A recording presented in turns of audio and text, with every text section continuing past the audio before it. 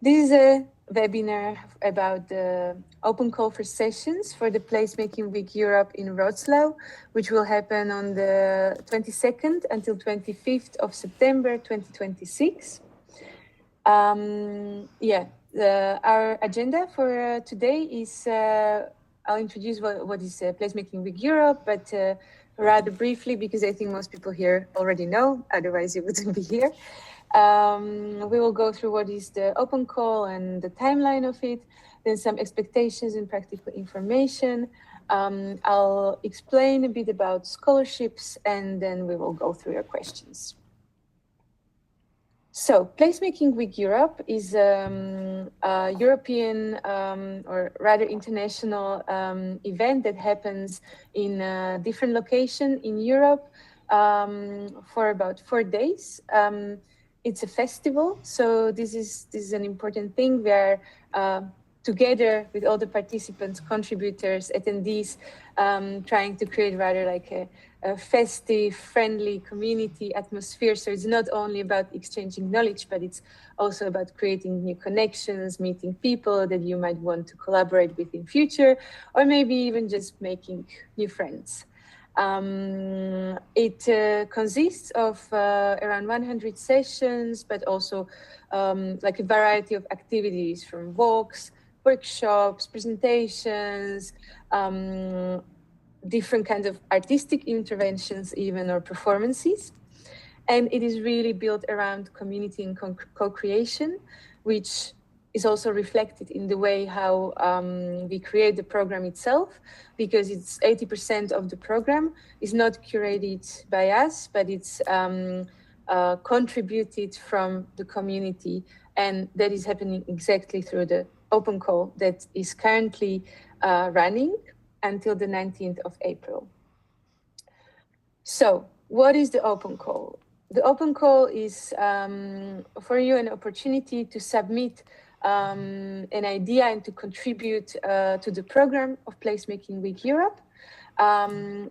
We have like kind of 2 stages of the submissions. Now we have the first stage where we are looking for mainly for ideas and for like you to introduce yourself, and not a full session proposal. So this is slightly changed from the previous years.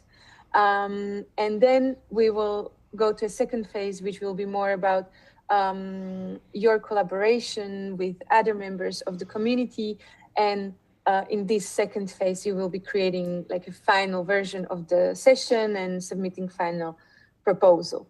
So to put this into a timeline, here on the right side, you can also see this is just a screenshot from the open call website, which you can navigate through the Placemaking Europe website. So the open call opened on 11th of March and will close in 9 days. So now you can open this form, and you will have a chance to describe like the main core idea that you would like to work on during the Placemaking Week 2026. After this deadline, our team will go through all your proposals. We will be sorting them and organizing them and looking at, because usually we receive way more proposals than the amount of sessions that we are able to hold. But we also really want to include everybody who is proposing a quality session, which are really many. So the way we solve this is that we try to match people, and we match them and merge them. And this will be happening until 15th of May, which is like time for our team to work. And around the 15th of May, you will receive an email from us saying whether your proposal was accepted or not. And if it is accepted, you will also receive information about who are you being matched with and their contact details. From this moment on, which gives us about 1 month onwards, the co-creation process starts. So you're going to be meeting with your session partners, and you will be discussing how would you like to bring all your ideas together and create one session together. This is something we have been doing for multiple years now, and it's working really well. And it's really beautiful to see how people also through this merging find actually like long-lasting collaborators, which is really great. So in this second phase, you will have time until 18th of June. And by this time, you will need to submit a proposal for the final session with final details, like title of your session, session description, all the facilitators who are in there. And all this information will be then used also as part of the program. So this is really important that whatever you write there, you are aware that this information will be used publicly. So basically we are going from like now your idea through a collaboration process, and in the end we will have the real session proposal in the middle of June. Some expectations and practical information about how the festival and the sessions work.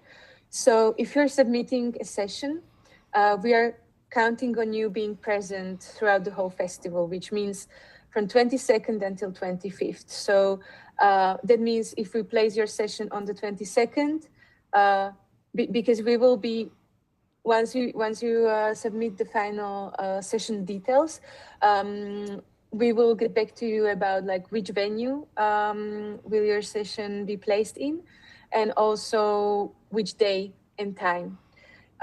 We are working with limited capacities of venues and also limited kind of like diversity of the venues. So it's really, really important that if we place you on a certain day, you are available, like you can make it, because we are really not able to.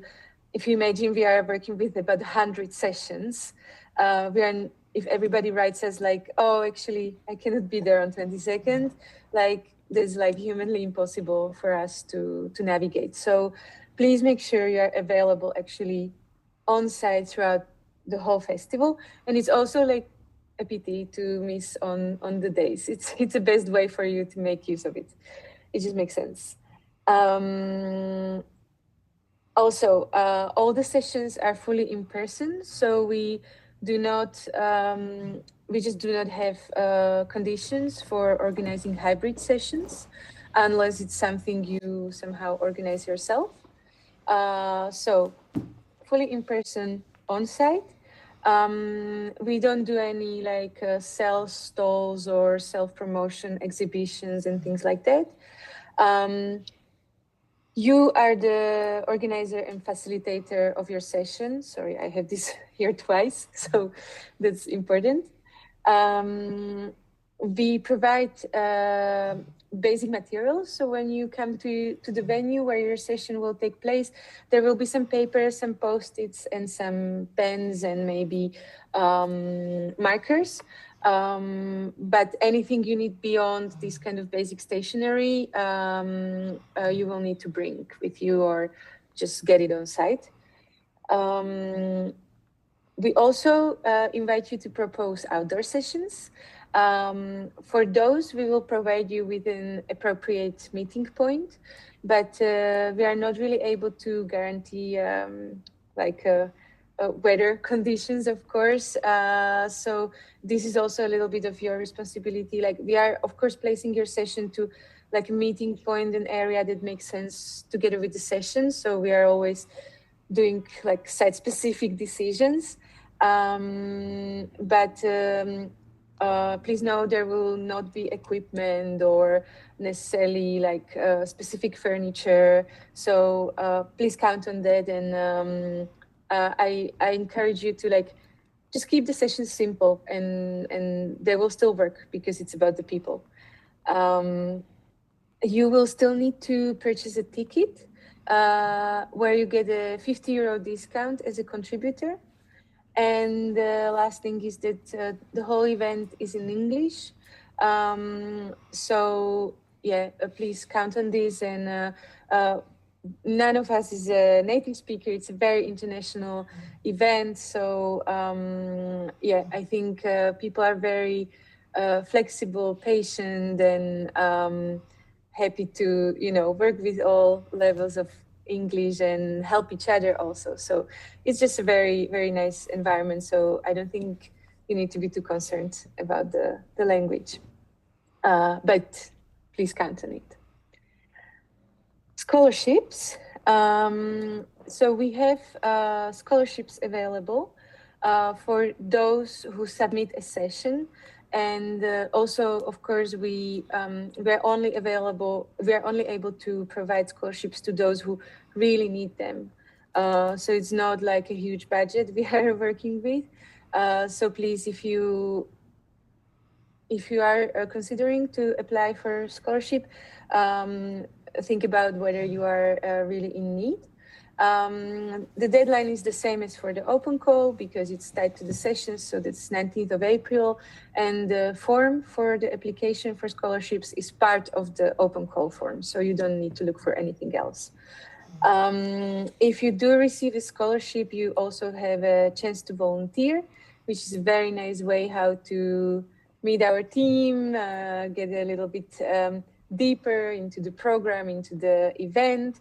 And we usually also discuss a little bit with you what you would like to do, but it's usually like a combination of a creative task and some kind of practical task, like, I don't know, for example, like some kind of content output, like a photo or a post or a blog post, and maybe like some moments at the registration desk or something like that.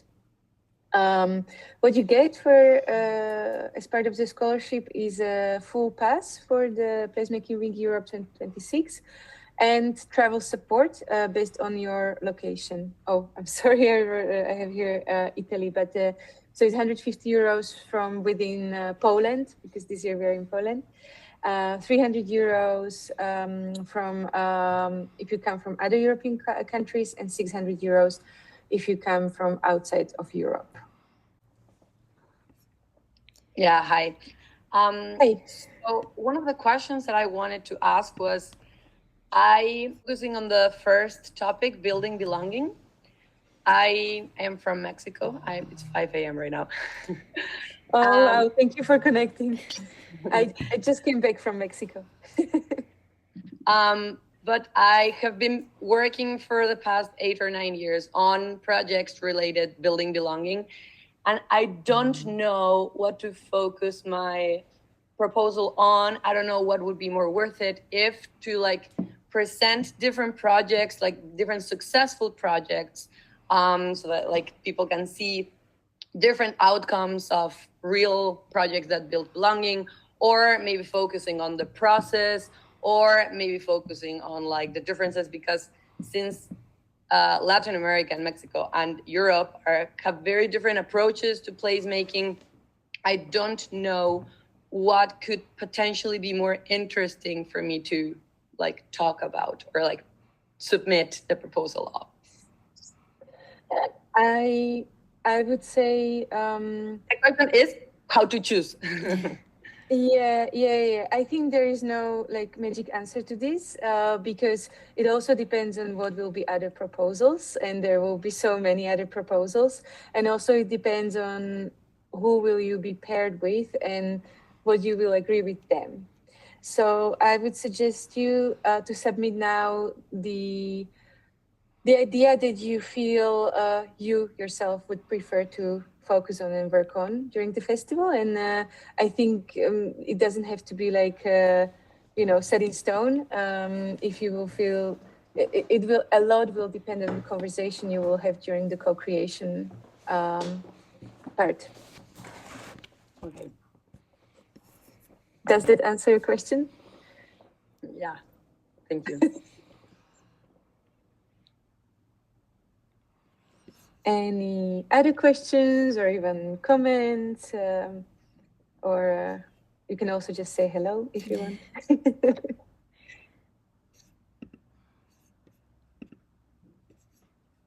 I wanted to actually talk a little bit about the formats, and I think my slide about the format somehow disappeared. Now I'm not sure where to find it, but let me maybe just tell you a little bit about it. Give me 1 second. I will search for it, because sometimes people are not sure about this part. So basically, in general, we have like space for you to do either indoor, outdoor sessions.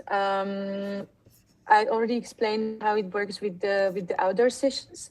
In terms of the indoor ones, it would be usually like a panel discussion. So, or like it would be formats that sometimes do and sometimes don't require equipment. So the equipment would usually be a projector and a screen and sound tech. So that would be available in most of the venues. And that would concern mainly panel discussions. So yeah, those are just, I think that's quite clear. What does that mean? Then of course, a lot of people want to organize workshops. So there is also like an indoor session that is built around like a heavy involvement of all the participants.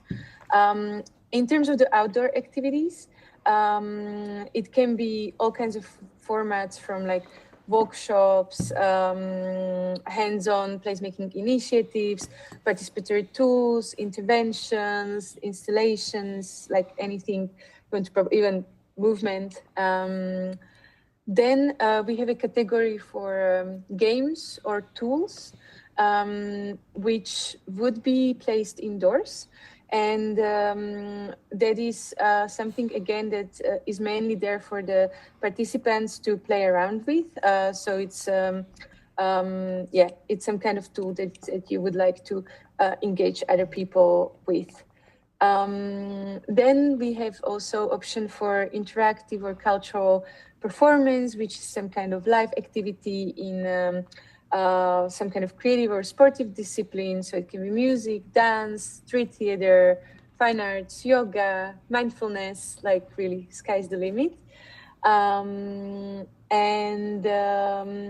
also art or design installation, which would be like a physical installation space that invites the audience for some kind of engagement again. And the last category is an informal community session, which is like a little bit more loosely structured conversational gathering that is mainly about like the networking and the dialogue between the people, and it's not so much relying on presentations or specific methodologies. And also, like, there is not so much like someone is presenting and someone is listening, but it's like more of a meeting of everyone. So those are the main categories, but these are all also listed and explained in the open call. So don't worry, and I will make sure that once we finish the webinar, by the way, a recording will be available for you later, and also the presentation, and I will add the slide about this. So are there any more questions? Is it also possible to apply as a collective, right? As a like 3 people? Yes. Yeah. In the application form, you can choose to add. Yeah, okay. And is it possible that one person will apply in 2 different sessions? Like, yes, but in theory, yes, but because we get like 4 times more applications usually than we are able to accommodate. So we will still only choose one. Yeah. From one, from one person or organization, one session. And yeah, how to frame things, because essentially I work as a filmmaker and work with a lot of museums and other cultural organizations.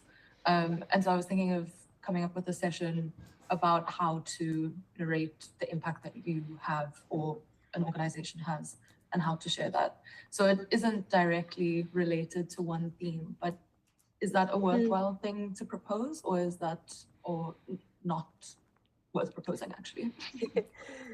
Definitely yes. Please do. And yeah, that's a very good question. Maybe you could even submit it in the Sandbox City, because that's more of like a tool, or maybe, yeah, like methodology oriented theme.